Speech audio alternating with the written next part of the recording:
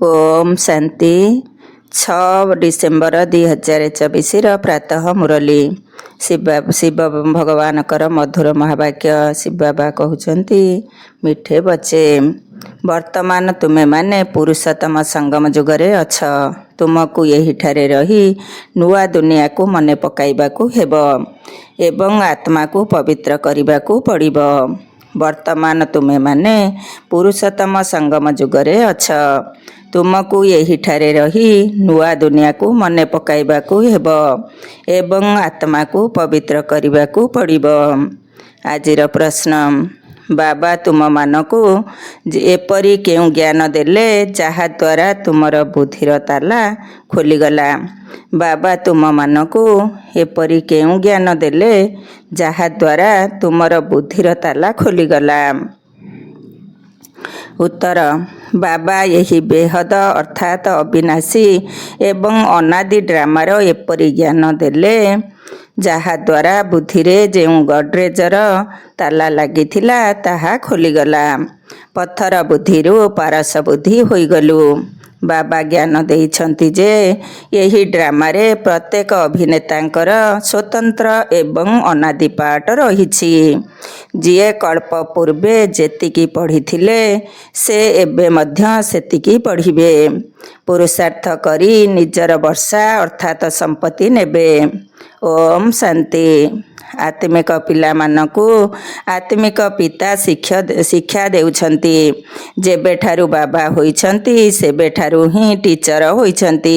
सेबेठारु ही पुणी सद्गुरु रूपरे शिक्षा मध्य देउछन्ति। तेणु पिला माने एक कथा बुझी पारुछन्ति जेतेबेले से बापा टीचर गुरु अटन्ति तेबे सी छोट पिला तो नुहंती ना, सी उच्चरु उच्च बड़रू बड़ अटन्ति। बाबा जानिछन्ति ए माने समस्ते मोर पिला।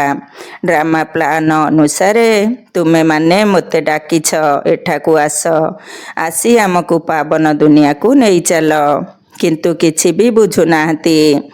एबे तुमे माने बुझी पारुछ जे पवित्र दुनिया सत्य जुग को एवं पतित दुनिया कली जुग को कुहा जाए। एक कथा मध्य कही थांती जे आमको रावणर जेलरू उद्धार करी दुखरू मुक्ति करी निजर शांति धाम सुख धाम को नहीं चल। तेबे दुईटी जाक नाम बहुत भल, जीवन मुक्ति अथवा मुक्ति जीवन मुक्ति अथवा शांति धाम सुख धाम। तुम मानक व्यतीत आउ कहा बुद्धि रे नाही जे शांति धाम केउठी एवं सुख धाम केउठी थाए। बिल्कुल अज्ञानी अटंती। तुमर लक्ष्य उद्देश्य ही हेउछि बुद्धिमान हेबा। यही लक्ष्य ओ उद्देश्य हेउछि अज्ञानी मानक पाई, जेउ मानकू कि एमानक सदृश्य ज्ञानवान हेबाकू हेब। समस्तंकु शिखाइबाकू हेब। मनुष्य रु देवता हेबा ही हेउछि आमर लक्ष्य एवं उद्देश्य। एहा हेला मनुष्य मानकर सृष्टि, ताहा हेउछि देवता मानकर सृष्टि।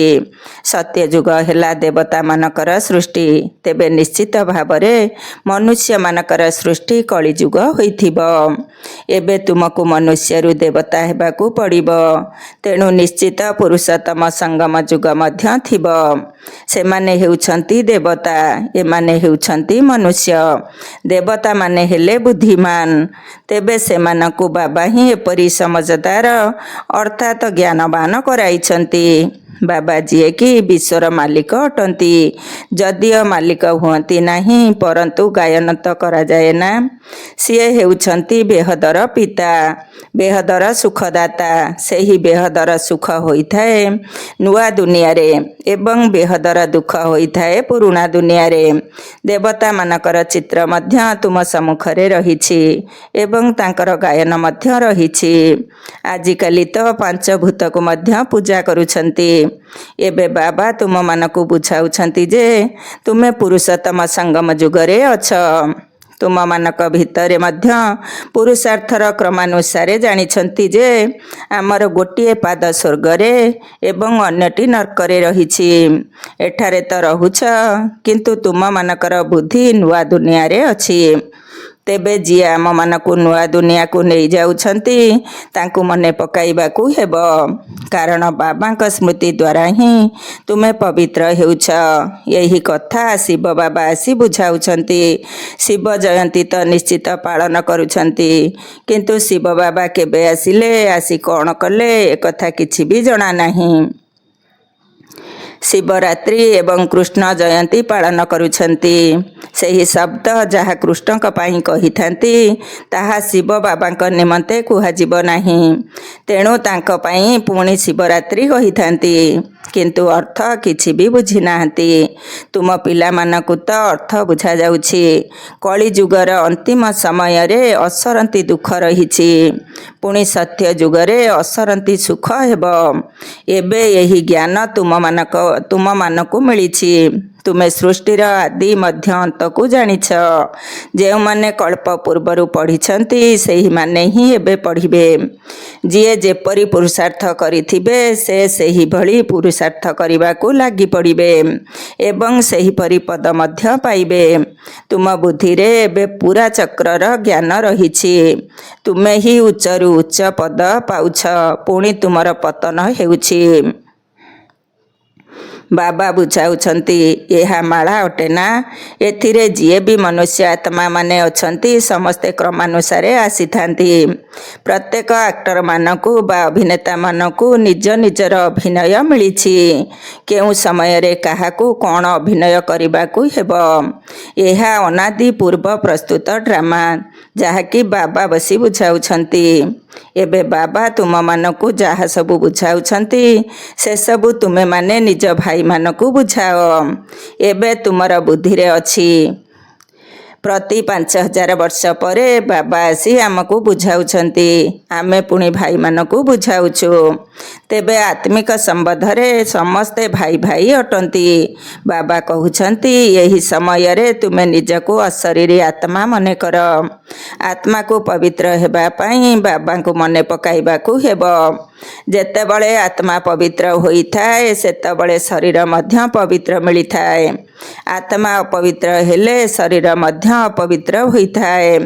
କ୍ରମାନୁସାରେ ତ ହୋଇଥାନ୍ତି। ଜଣକର କାର୍ଯ୍ୟକଳାପ ଅନ୍ୟ ଜଣକ ସହିତ ମିଶିପାରିବ ନାହିଁ।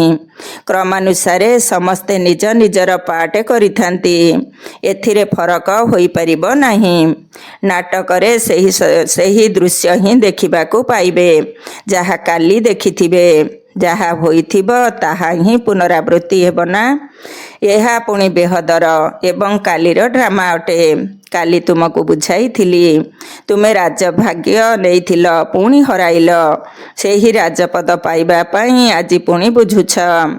ଆଜିର ଭାରତ ପୁରୁଣା, ତେଣୁ ନର୍କ ହୋଇଯାଇଛି। କାଲି ପୁଣି ନୂଆ ସ୍ୱର୍ଗ ହେବ।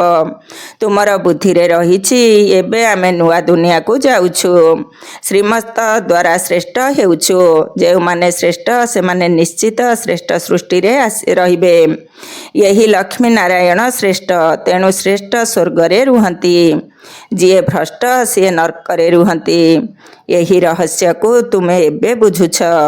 ଏହି ବେହଦର ଡ୍ରାମାକୁ ଯଦି କେହି ଭଲ ଭାବରେ ବୁଝିଯିବେ ତେବେ ତାଙ୍କ ବୁଦ୍ଧିରେ ରହିଯିବ। ଶିବରାତ୍ରି ପାଳନ କରୁଛନ୍ତି କିନ୍ତୁ କିଛି ଜାଣିନାହାନ୍ତି। ତେଣୁ ଏବେ ତୁମ ପିଲାମାନଙ୍କୁ ସତେଜ କରିବାକୁ ପଡ଼ୁଛି। ପୁଣି ତୁମେ ଅନ୍ୟମାନଙ୍କୁ ମଧ୍ୟ ସତେଜ କରାଉଛ। ଏବେ ତୁମକୁ ଜ୍ଞାନ ମିଳୁଛି, ପୁଣି ତୁମେ ସଦ୍ଗତି ପ୍ରାପ୍ତ କରିବ। ବାବା କହୁଛନ୍ତି, ମୁଁ ସ୍ୱର୍ଗରେ ଆସିନଥାଏ। ମୋର ପାର୍ଟ ହେଉଛି ପତିତ ଦୁନିଆକୁ ପରିବର୍ତ୍ତନ କରି ପବିତ୍ର ଦୁନିଆ କରିବା। ସେଠାରେ ତ ତୁମ ପାଖରେ ପ୍ରଚୁର ସମ୍ପତ୍ତି ରହିଥାଏ। ଏଠାରେ ତ କାଙ୍ଗାଳ ହୋଇଯାଇଛନ୍ତି। ତେଣୁ ବାବାଙ୍କୁ ଡାକୁଛନ୍ତି, ଆସ ଏଠାକୁ ଆସି ଆମକୁ ବେହଦର ବର୍ଷା ଦିଅ। ତେବେ ତୁମକୁ କଳ୍ପ କଳ୍ପ ବେହଦର ବର୍ଷା ମିଳୁଛି, ପୁଣି କାଙ୍ଗାଳ ହୋଇଯାଉଛ।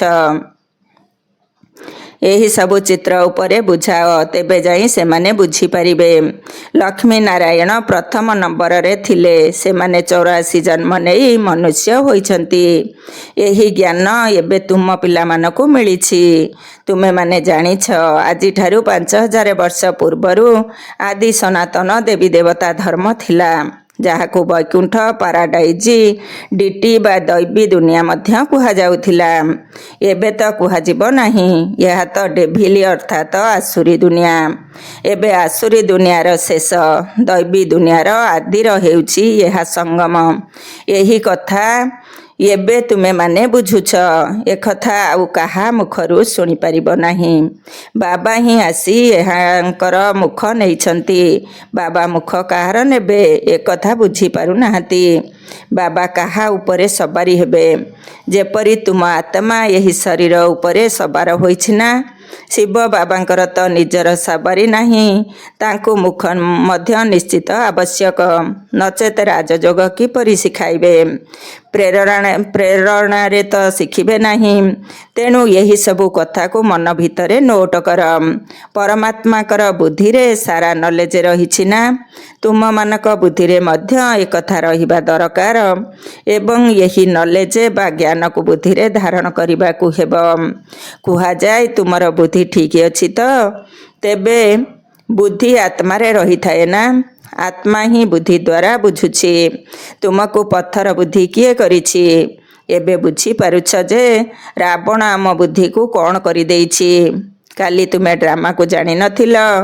ବୁଦ୍ଧିକୁ ଏକଦମ ଗଡରେଜର ତାଲା ଲାଗିଯାଇଥିଲା।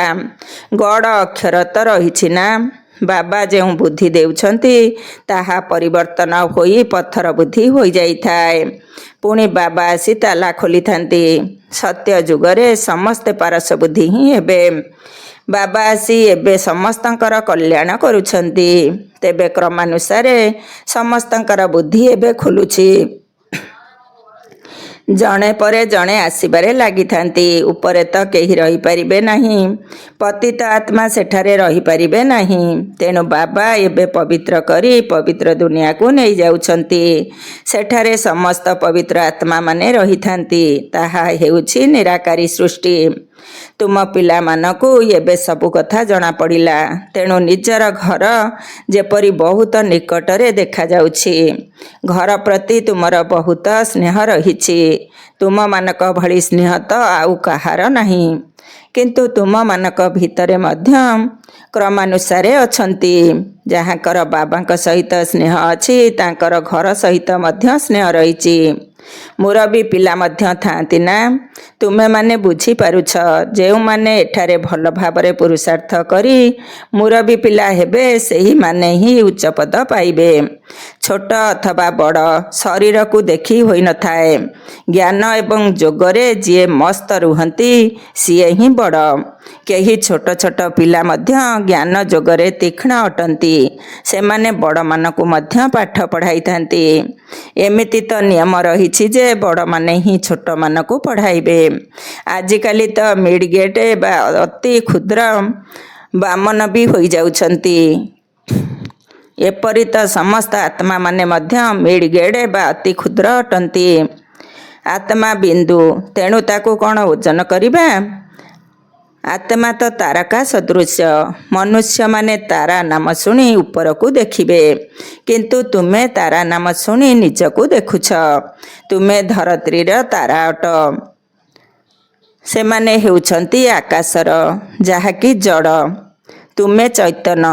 ସେମାନଙ୍କ ଭିତରେ ତ ଅଦଳ ବଦଳ କିଛି ହୁଏ ନାହିଁ। ତୁମେ ତ 84 ଜନ୍ମ ନେଉଛ। ବହୁତ ବଡ଼ ଅଭିନୟ କରୁଛ। ଅଭିନୟ କରି କରି ତୁମର ଉଜ୍ଜ୍ୱଳତା କମିଯାଇଛି। ବ୍ୟାଟେରୀ ଡିସଚାର୍ଜ ହୋଇଯାଇଛି। ପୁଣି ବାବା ଆସି ଭିନ୍ନ ଭିନ୍ନ ପ୍ରକାରରେ ବୁଝାଉଛନ୍ତି। କାରଣ ତୁମର ଆତ୍ମା ନିସ୍ତେଜ ହୋଇଯାଇଛି। ଯେଉଁ ଶକ୍ତି ଭରି ହୋଇଥିଲା ତାହା ଖଲାସ ହୋଇଯାଇଛି। ଏବେ ପୁଣି ବାବାଙ୍କ ଦ୍ୱାରା ଶକ୍ତି ଭରୁଛ। ତୁମେ ଏବେ ନିଜର ଆତ୍ମା ରୂପୀ ବ୍ୟାଟେରୀକୁ ଚାର୍ଜ କରୁଛ। କିନ୍ତୁ ଏଥିରେ ମଧ୍ୟ ମାୟା ବହୁତ ବିଘ୍ନ ପକାଉଛି। ବ୍ୟାଟେରୀ ଚାର୍ଜ କରିବାକୁ ଦେଉନାହିଁ। ତୁମେ ସବୁ ଚୈତନ୍ୟ ବ୍ୟାଟେରୀ ଅଟ। ଜାଣୁଛ, ବାବାଙ୍କ ସହିତ ଯୋଗ ଲଗାଇଲେ ଆମେ ଶତପ୍ରଧାନ ହେବୁ। ଏବେ ତମ ପ୍ରଧାନ ହୋଇଯାଇଛୁ। ସେହି ହଦର ବା ଦୁନିଆର ପାଠପଢ଼ା ଆଉ ଏହି ବେହଦର ପାଠପଢ଼ା ଭିତରେ ବହୁତ ଫରକ ରହିଛି। କିପରି କ୍ରମାନୁସାରେ ସବୁ ଆତ୍ମାମାନେ ଉପରକୁ ଯାଆନ୍ତି, ପୁଣି ସମୟାନୁସାରେ ଅଭିନୟ କରିବାକୁ ଏଠାକୁ ଆସିବାକୁ ହୁଏ। ତେବେ ସମସ୍ତଙ୍କୁ ନିଜ ନିଜର ଅବିନାଶ ପାଠ ମିଳିଛି। ତୁମେମାନେ ଏହି 84 ଜନ୍ମର ଅଭିନୟ କେତେଥର କରିଥିବ? ତୁମର ବ୍ୟାଟେରୀ କେତେଥର ଚାର୍ଜ ଏବଂ ଡିସଚାର୍ଜ ହୋଇଥିବ? ଯଦି ଜାଣୁଛ ଆମର ବ୍ୟାଟେରୀ ଡିସଚାର୍ଜ ହୋଇଯାଇଛି, ତେବେ ପୁଣି ଚାର୍ଜ କରିବାକୁ ଡେରି କାହିଁକି କରୁଛ? କିନ୍ତୁ ମାୟା ବ୍ୟାଟେରୀକୁ ଚାର୍ଜ କରିବାକୁ ଦେଉନାହିଁ। ମାୟା ତୁମକୁ ବ୍ୟାଟେରୀ ଚାର୍ଜ କରିବା ଭୁଲାଇ ଦେଉଛି, ଘଡ଼ି ଘଡ଼ି ବ୍ୟାଟେରୀ ଡିସଚାର୍ଜ କରାଇ ଦେଉଛି। ତୁମେ ଚେଷ୍ଟା କରୁଛ ବାବାଙ୍କୁ ମନେ ପକାଇବା ପାଇଁ, କିନ୍ତୁ କରିପାରୁନାହଁ। ତୁମମାନଙ୍କ ଭିତରେ ଯେଉଁମାନେ ବ୍ୟାଟେରୀ ଚାର୍ଜ କରି ଶତପ୍ରଧାନ ପର୍ଯ୍ୟନ୍ତ ଆସିଯାଇଛନ୍ତି, ସେମାନଙ୍କ ଦ୍ୱାରା ମଧ୍ୟ କେବେ କେବେ ମାୟା ଭୁଲ କରାଇ ବ୍ୟାଟେରୀ ଡିସଚାର୍ଜ କରିଦେଉଛି। ଅନ୍ତିମ ସମୟ ପର୍ଯ୍ୟନ୍ତ ଏହିଭଳି ଚାଲିଥିବ। ପୁଣି ଯେତେବେଳେ ଲଢ଼େଇ ଶେଷ ହେବ, ସମସ୍ତେ ସମାପ୍ତ ହୋଇଯିବେ, ପୁଣି ଯାହାର ଯେତିକି ବ୍ୟାଟେରୀ ଚାର୍ଜ ହୋଇଥିବ ସେହି ଅନୁସାରେ ପଦ ପାଇବେ। ସମସ୍ତ ଆତ୍ମାମାନେ ବାବାଙ୍କର ସନ୍ତାନ। ବାବା ହିଁ ଆସି ସମସ୍ତଙ୍କର ବ୍ୟାଟେରୀ ଚାର୍ଜ କରାଉଛନ୍ତି। କେତେ ଆଶ୍ଚର୍ଯ୍ୟଜନକ ଖେଳ ନିର୍ମିତ ହୋଇଛି। ପିଲାମାନେ ବାବାଙ୍କ ସହିତ ଯୋଗ ଲଗାଇବା ବାରମ୍ବାର ଭୁଲି ଯାଉଛନ୍ତି, ତେଣୁ କେତେ କ୍ଷତି ହୋଇଯାଉଛି। ବୁଦ୍ଧିଯୋଗ ନ ତୁଟିବା ପାଇଁ ବାବା ପୁରୁଷାର୍ଥ କରାଉଛନ୍ତି। ପୁରୁଷାର୍ଥ କରି କରି ଯେତେବେଳେ ସମାପ୍ତି ହୋଇଯାଇଥାଏ, ସେତେବେଳେ ପୁଣି ପୁରୁଷାର୍ଥର କ୍ରମାନୁସାରେ ତୁମର ଅଭିନୟ ପୂରା ହୋଇଥାଏ, ଯେପରି କଳ୍ପ ହୋଇଥାଏ। ଆତ୍ମାମାନଙ୍କର ମାଳା ତିଆରି ହୋଇ ଚାଲିଛି। ତୁମେ ପିଲାମାନେ ଜାଣୁଛ, ରୁଦ୍ରାକ୍ଷର ମାଳା ରହିଛି, ବିଷ୍ଣୁଙ୍କର ମାଳା ମଧ୍ୟ ରହିଛି। ପ୍ରଥମ ନମ୍ବରରେ ତାଙ୍କର ମାଳା ରଖିବେ ନା? ବାବା ଦୈବୀ ଦୁନିଆ ରଚନା କରୁଛନ୍ତି ନା? ଯେପରି ରୁଦ୍ରମାଳା ରହିଛି, ସେପରି ରୁଣ୍ଡମାଳା ବା ବିଷ୍ଣୁମାଳା ମଧ୍ୟ ରହିଛି। ବ୍ରାହ୍ମଣଙ୍କର ମାଳା ଏବେ ସମ୍ପୂର୍ଣ୍ଣ ରୂପେ ତିଆରି ହୋଇନାହିଁ। ଅଦଳି ବଦଳି ହୋଇ ହୋଇ ଯେତେବେଳେ ଫାଇନାଲ ହେବ, ସେତେବେଳେ ରୁଦ୍ରମାଳା ତିଆରି ହେବ। ଏହା ବ୍ରାହ୍ମଣମାନଙ୍କର ମାଳା, କିନ୍ତୁ ଏହି ସମୟରେ ତିଆରି ହୋଇପାରିବ ନାହିଁ। ବାସ୍ତବରେ ସମସ୍ତେ ପ୍ରଜାପିତା ବ୍ରହ୍ମାଙ୍କର ସନ୍ତାନ। ଶିବ ବାବାଙ୍କ ସନ୍ତାନମାନଙ୍କର ମଧ୍ୟ ମାଳା ରହିଛି, ବିଷ୍ଣୁଙ୍କର ମଧ୍ୟ ମାଳା ରହିଛି। ତୁମେ ବ୍ରାହ୍ମଣ ହୋଇଛ, ତେଣୁ ବ୍ରହ୍ମାଙ୍କର ଏବଂ ଶିବଙ୍କର ମଧ୍ୟ ମାଳା ହେବା ଦରକାର। ଏହି ଜ୍ଞାନ ଏବେ ତୁମର ବୁଦ୍ଧିରେ କ୍ରମାନୁସାରେ ରହିଛି। ସମସ୍ତେ ତ ଶୁଣୁଛନ୍ତି, ପରନ୍ତୁ କାହାର ସେହି ସମୟରେ ହିଁ କାନରୁ ବାହାରି ଯାଉଛି, ଶୁଣୁ ହିଁ ନାହାନ୍ତି। କେହି ତ ପଢ଼ୁନାହାନ୍ତି, ତାଙ୍କୁ ଜଣା ହିଁ ନାହିଁ ଯେ ଭଗବାନ ପଢ଼ାଇବାକୁ ଆସିଛନ୍ତି, ପଢ଼ୁ ହିଁ ନାହାନ୍ତି। ଏହି ପାଠପଢ଼ା ତ ବହୁତ ଖୁସିରେ ପଢ଼ିବା ଦରକାର। ଆଚ୍ଛା, ମିଠା ମିଠା ଶିଖିଲ ଦେ ସନ୍ତାନମାନଙ୍କ ପ୍ରତି ମାତା ପିତା ବାପଦାଦାଙ୍କର ମଧୁର ସ୍ନେହ ସମ୍ପନ୍ନ ଶୁଭେଚ୍ଛା ଏବଂ ସୁପ୍ରଭାତ। ଆତ୍ମିକ ପିତାଙ୍କର ଆତ୍ମିକ ସନ୍ତାନମାନଙ୍କୁ ନମସ୍ତେ।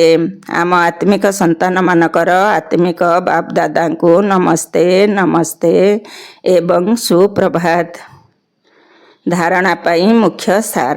1 ନମ୍ବର, ଯୋଗର ଯାତ୍ରା ଦ୍ୱାରା ଆତ୍ମାରୂପୀ ବ୍ୟାଟେରୀକୁ ଚାର୍ଜ କରି ଶତପ୍ରଧାନ ସ୍ଥିତି ପର୍ଯ୍ୟନ୍ତ ପହଞ୍ଚିବାକୁ ପଡ଼ିବ। ଏପରି କୌଣସି ଗଫଲତ ବା ଭୁଲ କରିବାର ନାହିଁ, ଯାହାଦ୍ୱାରା ବ୍ୟାଟେରୀ ଡିସଚାର୍ଜ ହୋଇଯିବ, ଅର୍ଥାତ୍ ଖାଲି ହୋଇଯିବ। 2 ନମ୍ବର, ମୁରବୀ ସନ୍ତାନ ହେବାକୁ ହେଲେ ବାବାଙ୍କ ସହିତ ଏବଂ ଘର ସହିତ ମଧ୍ୟ ସ୍ନେହ ରଖିବାକୁ ପଡ଼ିବ। ସର୍ବଦା ଜ୍ଞାନ ଏବଂ ଯୋଗମଗ୍ନ ରହିବାକୁ ହେବ। ବାବା ଯାହା ବୁଝାଉଛନ୍ତି, ତାହା ନିଜର ଆତ୍ମାରୂପୀ ଭାଇମାନଙ୍କୁ ମଧ୍ୟ ବୁଝାଇବାକୁ ହେବ। ଆଜିର ବରଦାନ, ଏକମାତ୍ର ବାବାଙ୍କୁ ନିଜର ସଂସାର କରି ସର୍ବଦା ସେହି ଜଣକର ଆକର୍ଷଣରେ ରହୁଥିବା କର୍ମବନ୍ଧନମୁକ୍ତ ଆତ୍ମା ହୁଅ। ଏକମାତ୍ର ବାବାଙ୍କୁ ନିଜର ସଂସାର କରି ସର୍ବଦା ସେହି ଜଣକର ଆକର୍ଷଣରେ ରହୁଥିବା କର୍ମବନ୍ଧନମୁକ୍ତ ଆତ୍ମା ହୁଅ। ସର୍ବଦା ଏହି ଅନୁଭବରେ ରୁହ ଯେ ଏକମାତ୍ର ବାବା, ଦ୍ୱିତୀୟ କେହି ନୁହେଁ। ବାସ୍ ଏକମାତ୍ର ବାବା ହିଁ ମୋର ସଂସାର। ଅନ୍ୟ କୌଣସି ଆକର୍ଷଣ ନାହିଁ, କୌଣସି କର୍ମବନ୍ଧନ ମଧ୍ୟ ନାହିଁ। ନିଜର କୌଣସି ଦୁର୍ବଳ ସଂସ୍କାରର ମଧ୍ୟ ବନ୍ଧନ ନ ରହୁ। ଯେଉଁମାନେ କାହା ଉପରେ ବି ମୋର ପଣିଆର ଅଧିକାର ରଖିଥାନ୍ତି ସେମାନଙ୍କୁ କ୍ରୋଧ ବା ଅଭିମାନ ଆସିଥାଏ। ଏହା ମଧ୍ୟ କର୍ମବନ୍ଧନ ଅଟେ। କିନ୍ତୁ ଏକମାତ୍ର ମେରା ବାବା ଭିତରେ ହିଁ ସବୁକିଛି ମିଶିଯିବ, ଯାହାଦ୍ୱାରା ସମସ୍ତ କର୍ମବନ୍ଧନରୁ ସହଜରେ ମୁକ୍ତ ହୋଇଯିବ। ଆଜିର ସ୍ଲୋଗାନ, ମହାନ ଆତ୍ମା ତାଙ୍କୁ କୁହାଯିବ ଯାହାଙ୍କର ଦୃଷ୍ଟି ଏବଂ ବୃତ୍ତି ବେହଦର ଅଟେ। ମହାନ ଆତ୍ମା ତାଙ୍କୁ କୁହାଯିବ ଯାହାଙ୍କର ଦୃଷ୍ଟି ଏବଂ ବୃତ୍ତି ବେହଦର ଅଟେ। ଓମ୍ ଶାନ୍ତି।